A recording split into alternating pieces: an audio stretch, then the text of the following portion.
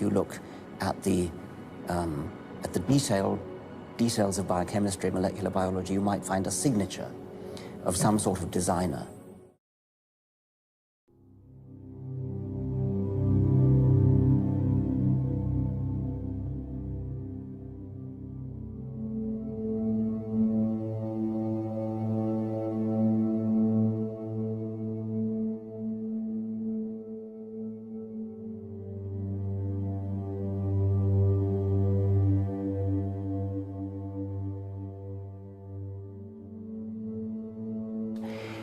In biology, I suppose it would have to be the double helix, the Watson and Crick discovery of the structure of DNA, which was far more than just the discovery, the crystallographic work discovering the structure of a big molecule.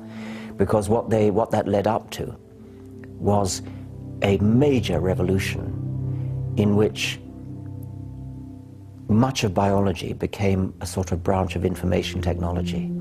The consequence of the Watson-Crick discovery, with all that it led on to, the DNA code and the sort of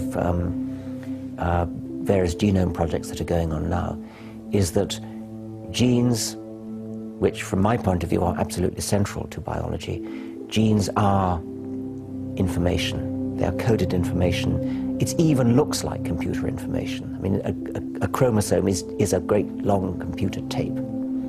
It's linear, it runs one-dimensional, digital code. It's not binary, it's quaternary, but apart from that, it's just the same as computer tape. It's read in sequence. It's copied and pasted from one part of the organism to another in just the same way as a computer programmer would copy and paste. So biology has turned into computer science.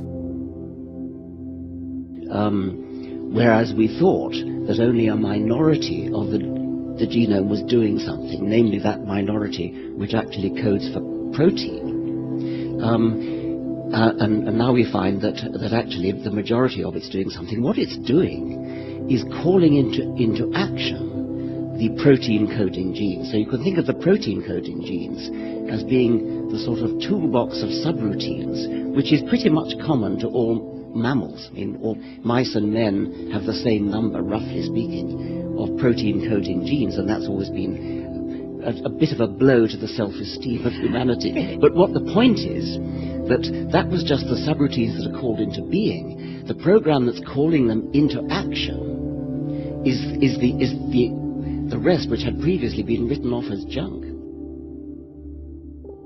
An individual organism is a throwaway survival machine for the self-replicating coded information which it contains. And the fate of that coded information is crucially bound up with the fate of the body in which it sits.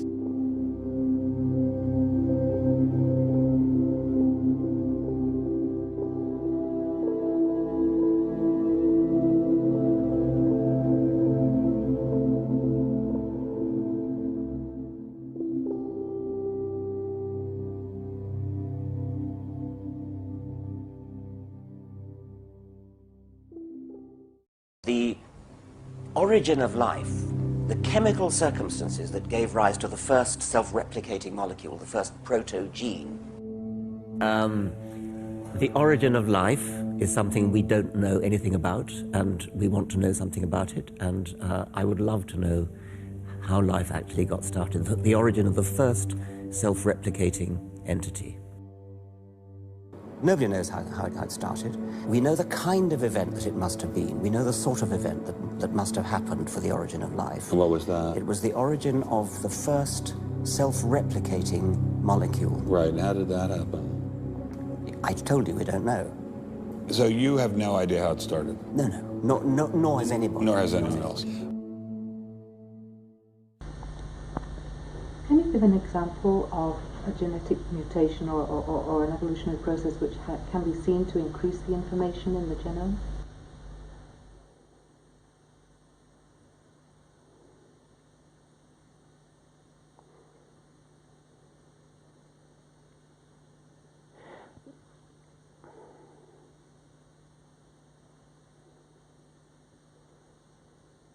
Can you just stop when I